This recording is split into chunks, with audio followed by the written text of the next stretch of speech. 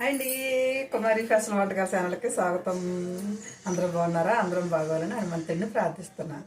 అందరూ కూడా నాకు లైక్ చేస్తున్నాను, చాలా చాలా థ్యాంక్స్ అండి. అలాగే చాలామంది కూడా సబ్స్క్రైబ్ చేసుకుంటున్నారు, చాలా సంతోషం అండి. అలాగే ఈరోజు మీకు మంచిగా చక్కగా చేప ముక్కల ఫ్రై సులువుగా ఈజీగా అయిపోయేలాగా మనం ఈరోజు చేప ముక్కల ఫ్రైకి సింపుల్గా చేసేసుకుంటేలాగా మనకి ఏమేమి కావాలో చూపిస్తాను మీకు, చూడండి.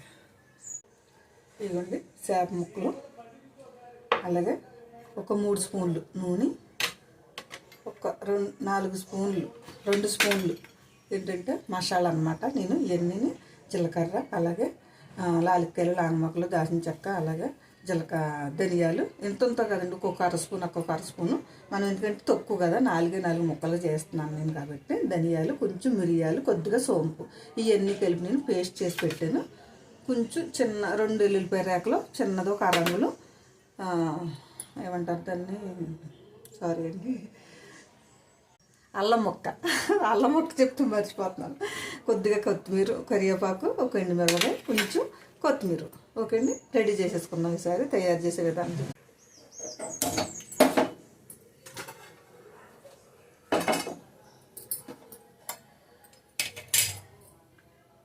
నూనె అయితే పోసేసుకుంటున్నాను.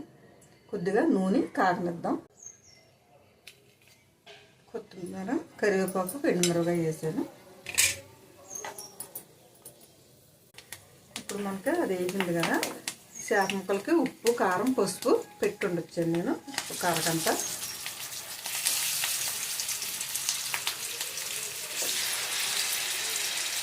అంటే అలాగా ఒక 2 నిమిషాలు అలా ఉంచుదాం. పెట్టి ఇప్పుడు మళ్ళీ కొద్దిగా మనం తిరగేసుకుందాం.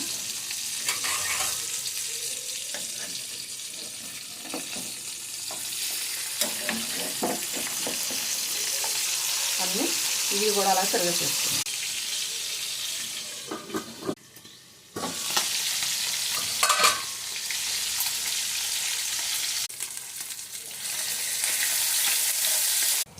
ఇందులో కొంచెం కొత్తిమీర,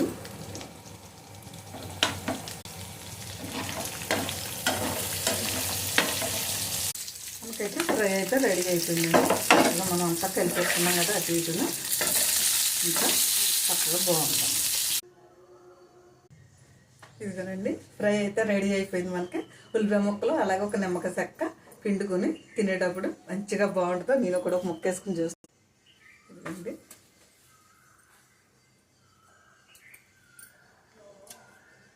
చాలా బాగుంది.